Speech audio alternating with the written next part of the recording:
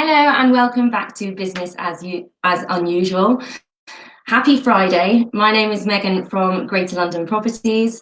For those that are tuning in fresh today, just to give you a little bit of background as to what we're doing here, Greater London Properties created a Facebook group called Central London's Lockdown Support Group.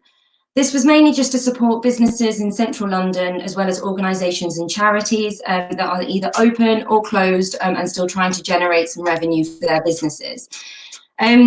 We've started doing these live chats. It's been 2 weeks now at 11:30 every day. We are back next week as well, and it's mainly just to meet the people behind the businesses and just to give them that platform, really, just to expose what they're doing at the moment, and yeah, just to give them that little bit of airtime. We've got Paul today from Vasco's and Piero's Pavilion Restaurant, who is also the son of Vasco. Hi, Paul. Hello, good to see you, Megan. Thank you so much for joining us here today. I know that your restaurant is very popular because it's been around for such a long time in Soho, and it's based on 15 Poland Street, which is just around the corner from our office. Paul, for the people that don't know, tell us a little bit more about the history of the restaurant and how you got started. Well, the restaurant started in 1971, so it's around 50 years old, and it was started by my father, Vasco. Just one moment. This is Vasco. Oh, wow! I wondered what that was then. Yeah, this is Vasco. That's... Obviously, it's a statue of Vasco. Vasco. I would hope so. No, Vasco himself doing a mud bath, and that was done by a customer of ours many years ago as a hobby. And he did it. He used to be based in Derby Street, and he made this bust, and then he get presented to us, and we've had it in the restaurant ever since. Nice. And because it's all about here longevity, because Soho, the London, and the UK is all about tradition, longevity, and we'll all come back from this, come back from being locked down with our families and cooking at home, and a lot of hugging our family in our home. And actually, maybe it's better not to come back. It's quite fun actually being home. Maybe. So yes, we will all come back from this. It's some very positive words. Thank you. So it started in 1971, the restaurant, and it started in Oxford Street. There's a big shop, as you all know, called Mark Spencer's. And then next to that, there used to be a cinema called Academy Cinema. And below Academy Cinema, there was the Marquee, where all you rock and rollers used to go in the 60s. How old are you, Megan? No, not you. 30. No, not quite. And it started off with a lot of people in the fashion business in the 70s, and people like Trigger was around then, and all the rock stars at that stage. There were people like Lord Lloyd Webber in one corner making these wonderful musicals. The Pythons were around those days. The Kinks, and Susie and the Banshees, and they used to all party at this place, which used to be an Italian restaurant above this wonderful art house cinema called the Academy Cinema. And people sometimes would get lost go to the toilet, get lost, and turn up in the restaurant by accident. And this went on for many years. And sometimes the chef would come out and start singing, and everyone would start doing karaoke in the 70s until 2, 3 in the morning. And then at lunchtime, it was full of people from the BBC that would come round, and they would just have their executive lunches there. And then Logica was born in the 70s as well, and they created something called CFAX, and they were involved with CFAX, and all studios were around this area. Then, by the time the 80s occurred, there was Sony Music around, and all types of companies that worked with Sony Music, and they started partying there. Then by 87, the whole building was sold off, the cinema collapsed, and we carried on for another year or two with nothing underneath. And then we eventually moved to 15 Poland Street in '89. And we continue the longevity about fun, simple menus, great food from Umbria, which is in central Italy, near Tuscany. And our chefs come over, they cook for us, they do great things. The mother phones up, says, when you're coming back, your house is built, your fiance is ready to marry you, come back. Well, we don't pass on the phone for a year or two. We say, no, your mummy's not phoning you today. And then eventually we have to send them back to Italy where they open their own restaurants. It's quite fun here. We've changed menu every day. I love that. And we just, and in the old days, in the 70s, they used to do it by a hand printer. Okay. And then so it's a hand printer that went on every day, and we make our own fresh pasta in the 70s. And I think we had the first whole Italian wine list, which was created by one company called Alavini. And we just continue those theories. And then I think it's fabulous how you've just seen Soho just over time, because obviously it's a real insight into the history of Soho, and it's amazing to hear, to be honest. I just love this because we've been around. I think that the office has been around since 2003, and I know that Rob's been around for a lot longer as well. But just to hear the background of the 60s and the 70s in Soho, I'm loving this. Oh, it's amazing times. And then in the 80s, it started off with the New Romantics, and they were all around here, and Duran Duran, and Spandau Ballet, and people like that. And it was just fun, and they just go from one place to another. And we're just in people's little black book, so to speak. We don't have a window at the door. We look like an office to a lot of people, and we've always kept that because people start at lunchtime and they leave at 1 in. So, so give them the privacy they deserve. Yeah. And so it's like a lock-in. Yes, it's more than that, because sometimes you just give them the keys, so they lock in themselves. That's brilliant. I love the feel of it because it just feels like such a lovely atmosphere. And I love the slogan that you have on your website, which is just very true even by speaking to you now. It's like, we're not here to wow, we're just here to serve good Italian food. And I think just having something like that as your main slogan, I think that it will draw people in because they can just see that you're really authentic. And it is just all about the atmosphere and the people that come in. And I really like that about your restaurant. It has a good feel. We're about the customers, not about us. Yeah. And that's what makes it very special. And people have had all through their lives here. They've come as children, all the way up to being executive company here. We used to have people who come in and we'd give them the phone on the lead. I'll show you a picture of a phone on the lead one day, Megan. So,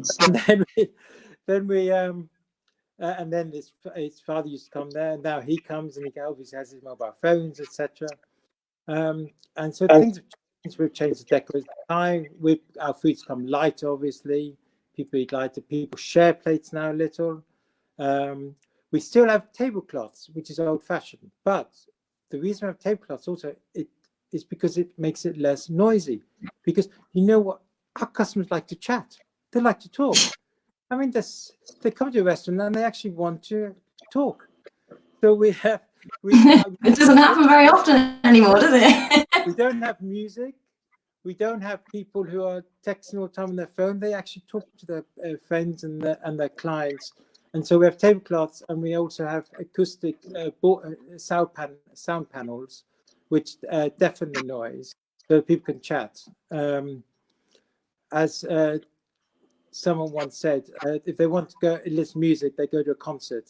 If they come to a restaurant, they come to eat. And so we're a bit old-fashioned in that respect, but I think people appreciate that because they can chat. We don't have time slots. We don't have to say, oh, sorry, we have to leave now. We work things out. We keep people happy, and we give them the key at the end of the night. So that's brilliant. I really like that. It's just such a I can't wait to visit. I know that my director Rob said that he visits quite often, and he always brings clients there, and his favorite dish is the calf's liver. Yes, again, one of those simple things which we just buy the best, slice it very thinly, and we take every nerve out, because you just get a bitterness of liver because the nerve, and then a very hot pan and just tack, and then served. Simplicity, and that's what we're about. And that's why people like our food, because they can eat it every day. And Yeah. it's not complicated. And they go to other type places, which are fabulous and complicated and wonderful, like we all know them.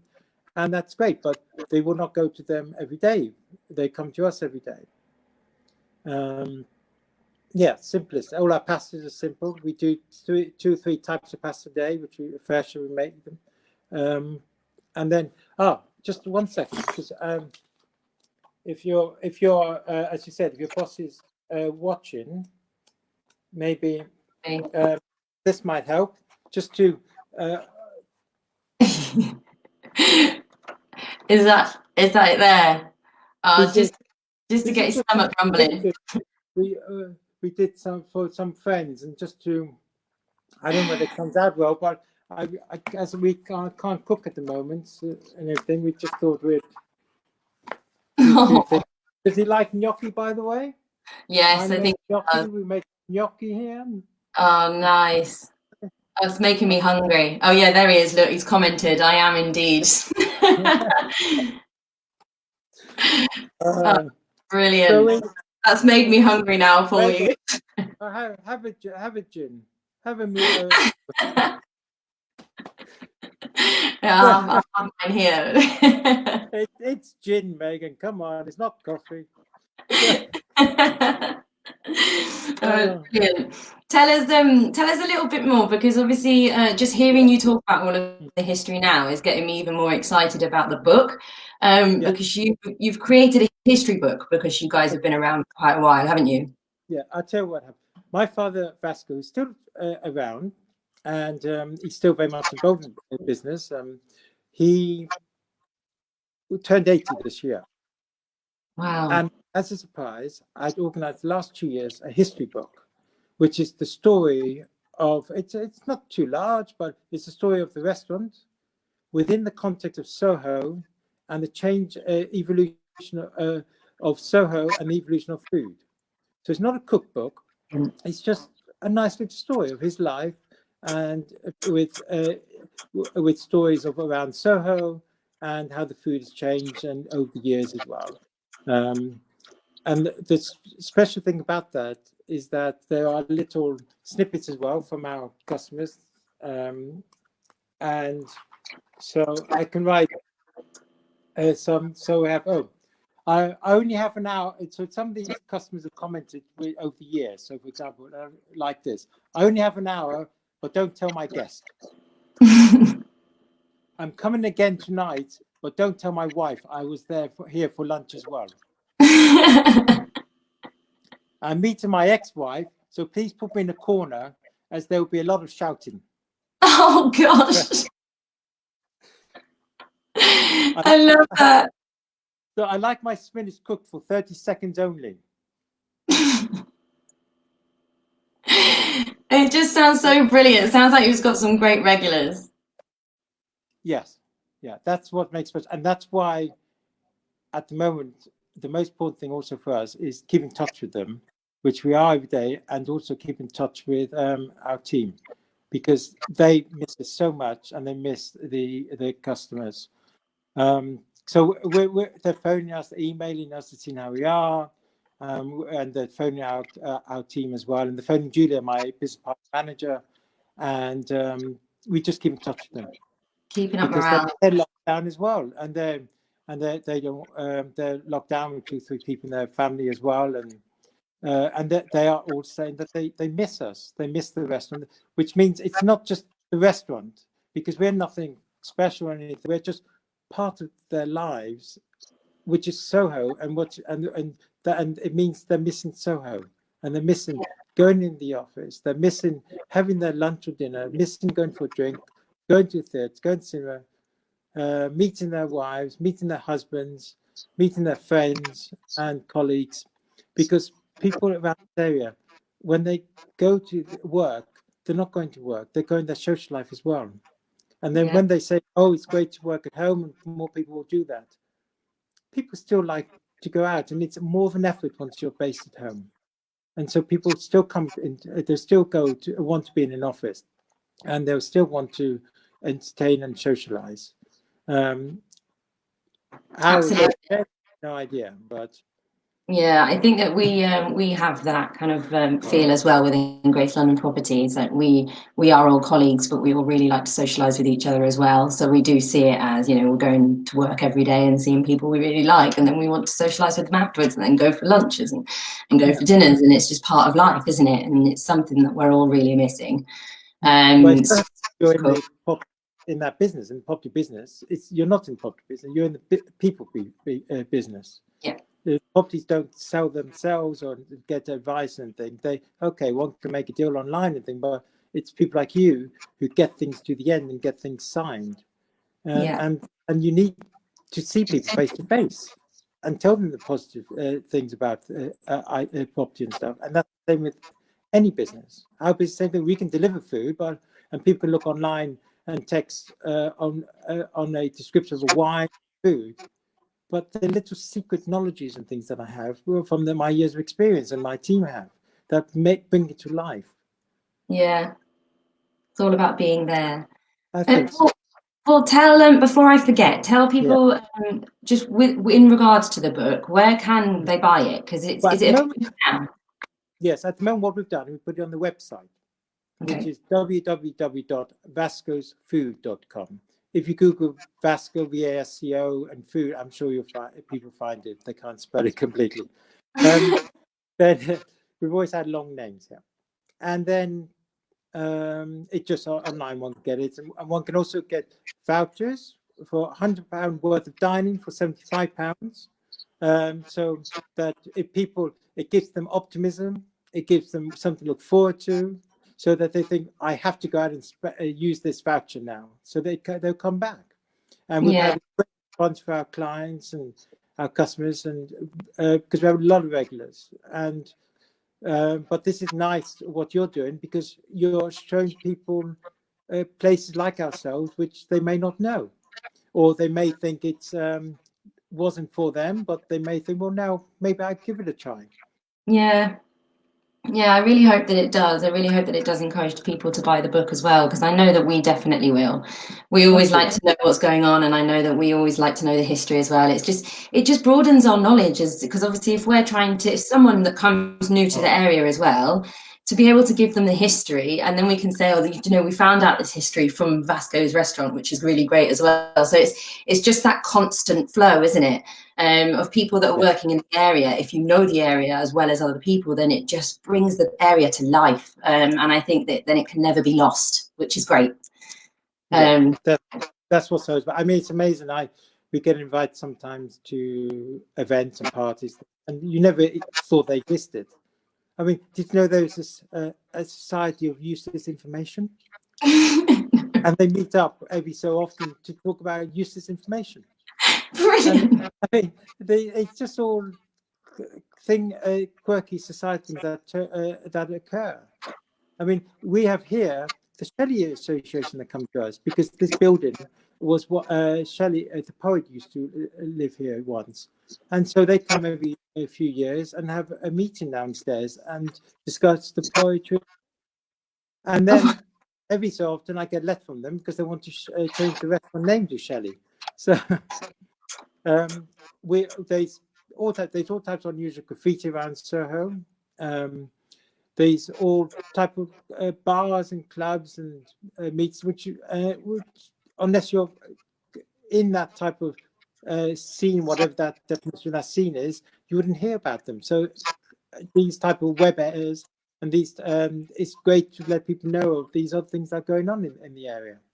Yeah, because sometimes when you first arrive in London, it can be a little bit of a lonely place, because you don't know about these things. So I know that because I moved from Bristol originally.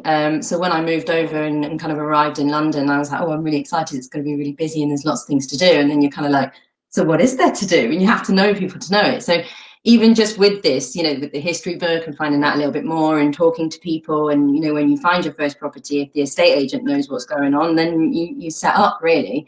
So it's just so great. I've really enjoyed speaking to you today. You've really cheered up my Friday. Good. Well, I just feel that there's a lot of sadness around at the moment, and there's a lot of worry, and I just hope that can cheer people up a little as well, because there is a future, and this is just it may change. There may be further problems, things, but I think people get out over this, and people will. It's great. So can I just say hello to all my team? They're not 250 of them. So, can I just say hello to please? Andres, Manuel, Azizi, Raphael, Alessio, Eleonora, Leonardo, Eusebio. They're all great people. We love them all. I once said hello to my children because I loved them so to bits. So I said hello to James and Isabella, my wife Mimi, and my parents Vasco and Sheila. We love you all, and we love all our customers and all of Soho. And you use two hands. You're French. No, I got a French colleague. So she's rubbing off on me. And we love Soho. We love all the people, all our customers. And please come back. We miss all your hugs and kisses. Take care. Bye. Just really quickly, I want you to, because Vasco's cooking, isn't he? Yes, well, Vasco is at home, and with my mother, and every time he gets bored, he's cooking for all the neighbors. So yesterday they had one for Gustata, the other day they had some gnocchi. He makes the sauces to them, and they obviously socially distanced on. He made fabulous lemon cake, chocolate pudding, and we're all ready to go and show all these dishes. Unfortunately, we can't post them through the web, but at least we all haven't come back. And it's just keep busy and having fun. And it's all great things. Thank you. I love that he's still carrying on. He's just there's no stopping him. I wish I was his neighbour now. It's real. I'm going to move. He's fitter than all of us. He's 8 years of age, and he still cooks and is involved in ideas and wants to change things. Very, very special. And he's created so many chefs that have opened their own restaurants in London, in Italy now, and they go back, and it's fabulous when we go back and we see them all. Oh, that's so amazing! I literally cannot wait to meet you in person, because we're going to definitely do a client lunch there, and I'll buy a book. Wear one of these, please. Yeah, I will. I promise. I won't bring anything again. I promise. Yeah. Just to reiterate to everybody listening, so they can buy your book on your restaurant. So it's vascosfood.com. Right. £20 for the book goes towards supporting the restaurant, because obviously they are closed at the moment. They're not getting any cash flow. So this is really, really helping them to stay open and return, because we all want them to return so much. And you will be, yes. And then also you can buy vouchers, so that when they are open, then we can visit. And the vouchers are really generously discounted as well. So you can get £100 worth for £75, which is great. Thank you so much, Paul. I really have enjoyed speaking to you today. You've brought my Friday ready for the weekend, and I hope you have a lovely weekend. Great. Take care. Thank you.